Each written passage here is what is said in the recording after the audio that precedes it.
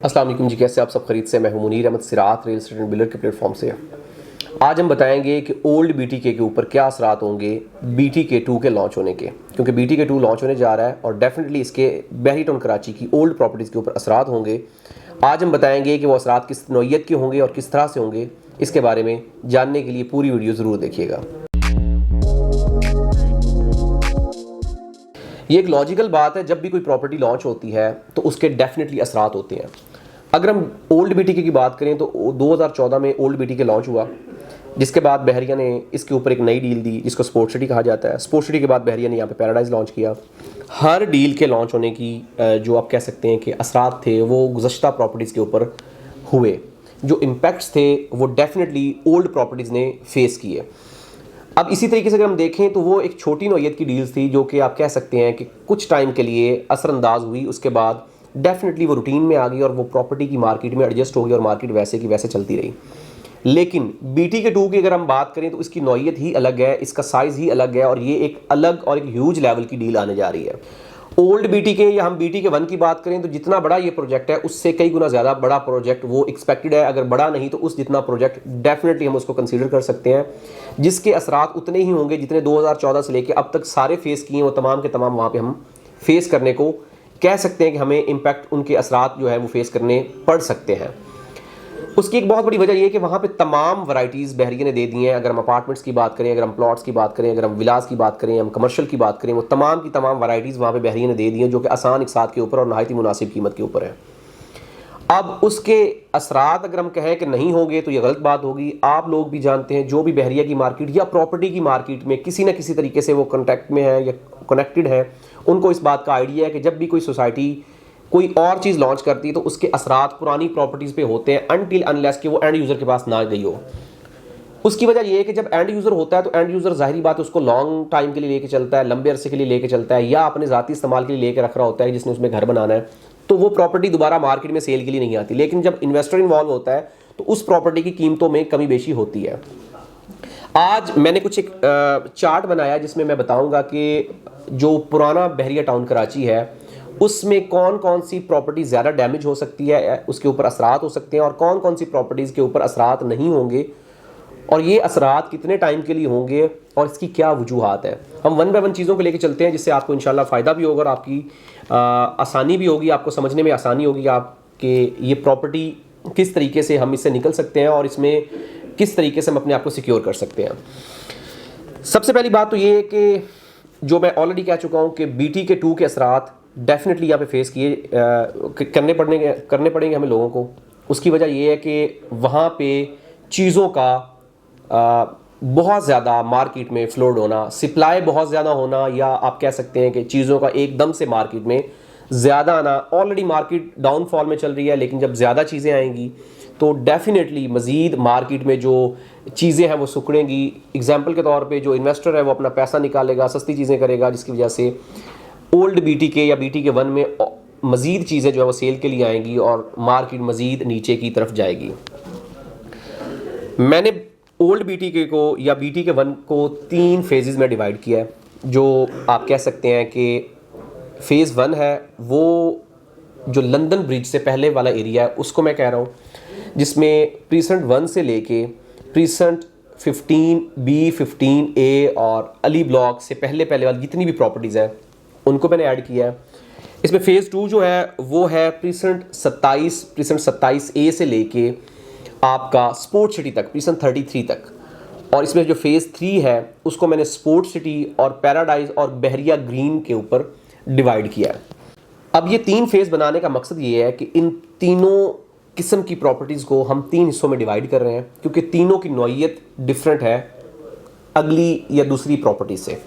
सबसे पहले फ़ेज़ 1 को अगर हम डिस्कस करें तो फ़ेज़ 1 में इस वक्त सबसे ज़्यादा आबादी है। फ़ेज़ 1 में सबसे ज़्यादा एंड यूज़र के पास प्रॉपर्टी है और फ़ेज़ 1 सबसे ज़्यादा आबाद हो चुका है। वहाँ पे हर तरह की बेसिक फैसिलिटीज़ बहरिया ने प्रोवाइड कर दी हैं। वहाँ पे इंटरटेनमेंट से रिलेटेड चीज़ें जितनी भी हैं वो मैक्सिमम बहरिया ने प्रोवाइड कर दी हैं। वहाँ पे जो आपकी ज़रूरियात ज़िंदगी से चीज़ें हैं, स्टोर्स हैं, हॉस्पिटल्स हैं, स्कूल्स हैं, पार्क्स हैं, मस्जिदें हैं, तमाम की तमाम चीज़ें बहरिया ने वहाँ पे प्रोवाइड कर दी हैं और लोगों की वहाँ पे रिहाइशें भी हो चुकी हैं। मैक्सिमम बिल्डर वहाँ पे इन्वॉल्व हो चुका है। मैक्सिमम कंस्ट्रक्शन वहाँ पे स्टार्ट हो चुकी है और 100% तकरीबन एरिया जो है वो आप कह सकते हैं कि कुछ 1-2 प्रिजन्स के अलावा सारे के सारे प्रिजन्स जो हैं वो डेवलप हो चुके हैं और वो तकरीबन आप कह सकते हैं कि 50 to 60% एंड यूज़र के पास जा चुके हैं। अब ये एक बहुत बड़ी अहम चीज़ है कि एंड यूज़र के पास जा चुकी प्रॉपर्टी। एंड यूज़र के पास प्रॉपर्टी जाने का जो फ़ायदा होगा वो ये होगा कि BTK2 लॉन्च होने के बाद जो सबसे कम या सबसे थोड़ा एरिया इम्पैक्ट होगा, जिसके ऊपर असरात होंगे, वो ये वाला एरिया होगा, क्योंकि यहाँ से जो लोग पैसा निकालेंगे उनकी तादाद ना होने के बराबर होगी।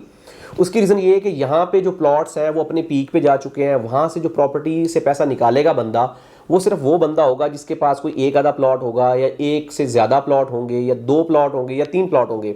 वो प्लॉट बेचेगा। अगर वो औने पौने रेट्स भी बेचता है तो उसका दूसरी मार्केट के ऊपर असरात या असर नहीं होगा। उसकी वजह यह है कि जो एंड यूज़र होगा, जिसने महंगी प्रॉपर्टी ली होगी, वो कभी सस्ती नहीं बेचेगा, और अगर बेचेगा तो वो अपने रेट पे बेचेगा, अदरवाइज वो नहीं बेचेगा, वो उसको रखेगा, उसके ऊपर घर बनाएगा या उसको आगे कंटिन्यू करेगा, क्योंकि ये एरिया मैक्सिमम एंड यूज़र के पास आ चुका है। अगर हम बने बनाए विलास की देखें तो विलास में इस वक्त कोई भी विला ऐसा नहीं है जो एंड यूज़र के पास ना हो।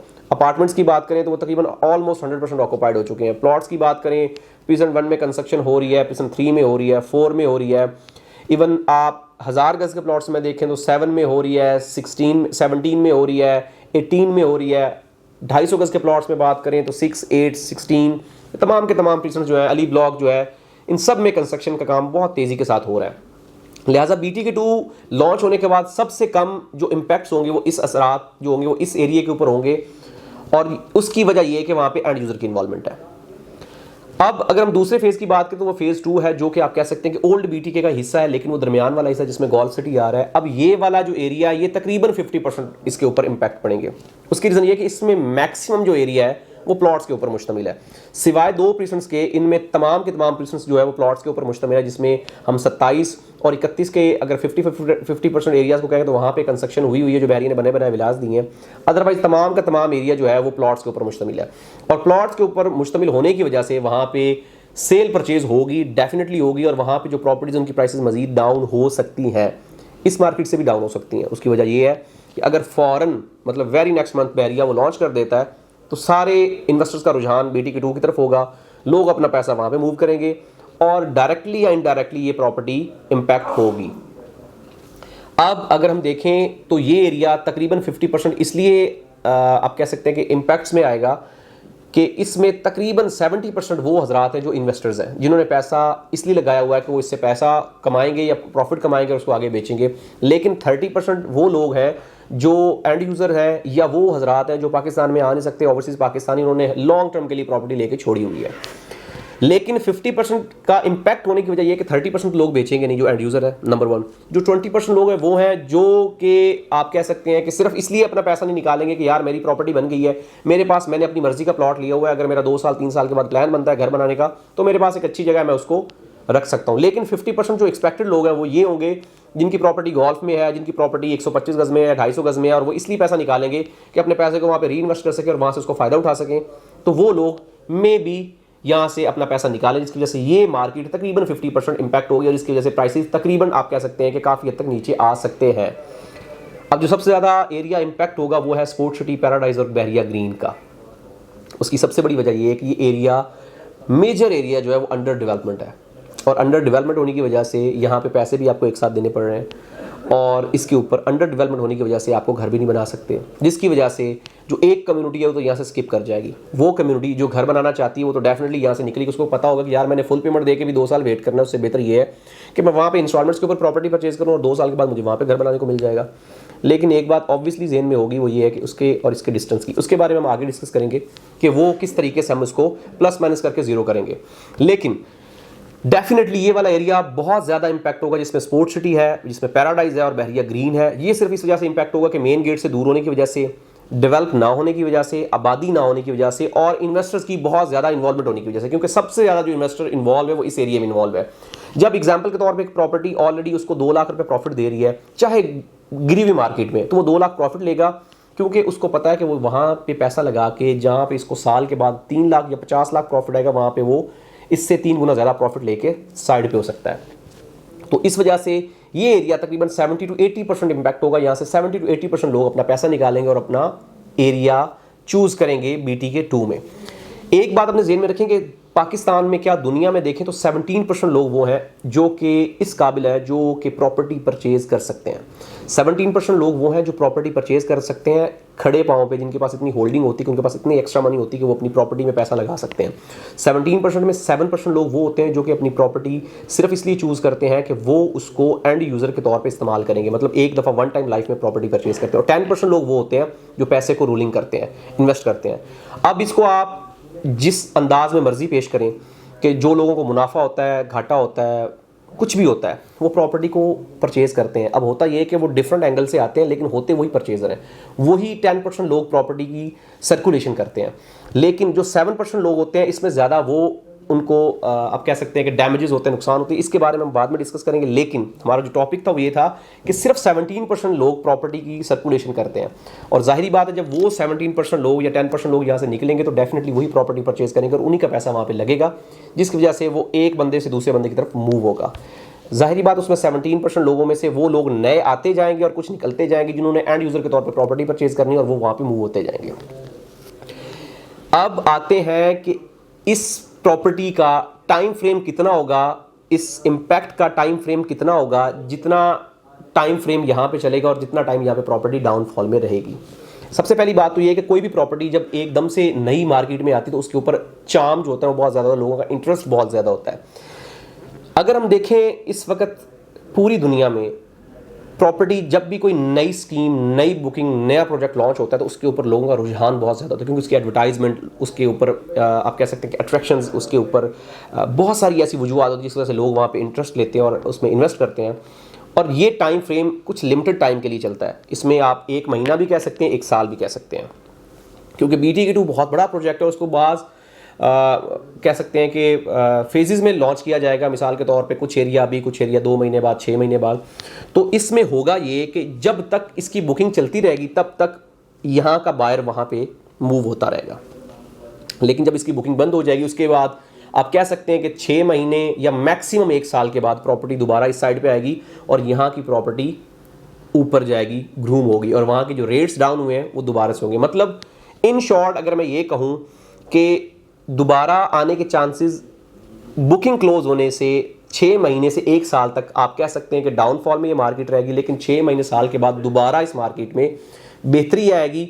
उसकी जो वजूहात हैं उसमें सबसे पहली वजह जो है वो ये कि इसका आबाद होना, इसका डिस्टेंस कम होना, इसमें तमाम फैसिलिटीज़ होना, इसमें वो हर एक चीज़ मुयस्सर होना जो कि आपको कम्युनिटी में एक लाइफस्टाइल में चाहिए, और यहाँ पे फ़ौरन रिहाइश होना एक बहुत बड़ा इम्पैक्ट होगा जिसकी वजह से लोग दोबारा मूव करेंगे। क्योंकि BTK 2 लॉन्च होने के 3 साल तक तो उसकी इंस्टॉलमेंट चलेंगी, वहाँ पे 3 साल तक तो आप घर बना नहीं सकते। 3 साल के बाद 1 साल 2 साल तो ऐसे होते हैं कि जब तक आबादी जो होने में या चीज़ों को मैनेज होने में टाइम लगता है, मतलब आप कह सकते हैं कि 5 साल तक आपको वहाँ पे मूव होने में टाइम लगेगा। और दूसरा सबसे मेन चीज़, इन दोनों सोसाइटीज़ के बीच में तकरीबन 35 किलोमीटर का डिस्टेंस। जब एक बंदा कराची में उसका बिजनेस है या कारोबार है या जॉब कर रहा है, वो यहाँ से कराची जाएगा तो उसको 35 किलोमीटर कम डिस्टेंस करना पड़ेगा, और अगर वहाँ से आएगा तो उसको वो ज़्यादा करना पड़ेगा। ये भी एक बहुत बड़ा फैक्ट होगा इसकी प्राइसेस दोबारा से रिन्यू करने का या दोबारा से इंक्रीज़ करने का। BTK 2 की तरफ लोगों के जाने की 3 बहुत बड़ी वजूहत जो मैं आपको बताता हूँ कि तीसरी हमारी टॉपिक था वो ये था कि BTK 2 की तरफ लोगों के जाने की वजह, number 1 easy instalments, number 2 down payment का कम होना, आपका टाइम फ्रेम का ज़्यादा होना, 3 साल की आसान एक साथ और नहायत ही मुनासिब कीमत, और नंबर 3 मैक्सिमम ऑप्शंस होना। मैक्सिमम ऑप्शन से मुराद ये कि इस वक्त हम देखें तो बहरिया की अपनी कोई भी प्रॉपर्टी ऐसी नहीं है बने बनाए विलाज में, बने बनाए अपार्टमेंट्स में जो कि इंस्टॉलमेंट्स के ऊपर हों। सभी प्राइवेट बिल्डर्स की हैं और प्राइवेट बिल्डर्स से काफ़ी सारे लोगों को कंसर्न्स होते हैं, लेकिन बहरिया जब खुद देगा तो उसकी वजह से लोगों का रुझान होगा। और सबसे मेन चीज़, इन्वेस्टर्स को अपॉर्चुनिटी ज़्यादा होना। एक इन्वेस्टर जब यहाँ पे 2 प्लॉट रखता है, वो उन 2 प्लॉटों को बेच के वहाँ पे 100 प्लॉट परचेज कर सकते हैं, क्योंकि उसको वहाँ पे डाउन पेमेंट पे करनी होगी।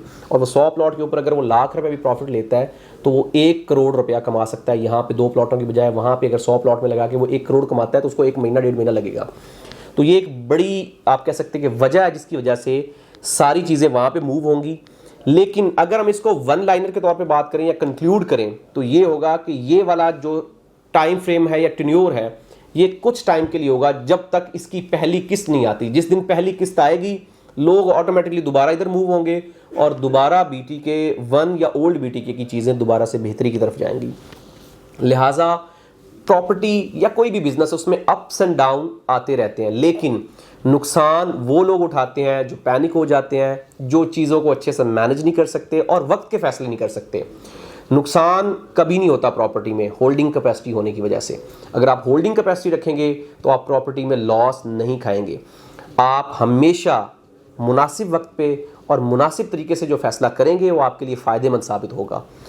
ये मैंने थोड़ी सी कोशिश की थी कि आपको इस सारी चीज़ों को मैं कंक्लूड करूं और इन शॉर्ट मैं आपको बताऊं। अगर कोई चीज़ मिस होगी तो उसके बारे में मुझे ज़रूर कमेंट्स में बताएं। अगर कोई सवाल आपका हो, कोई बात डिस्कस करना चाह रहे हो तो हमारे दिए गए नंबर्स पे ज़रूर रब्ता करें। हमारा दिया गया यूट्यूब चैनल ज़रूर सब्सक्राइब करें ताकि लेटेस्ट न्यूज़ अपडेट्स आप तक पहुँचती रहें। मिलते एक नई वीडियो के साथ। अल्लाह हाफिज़।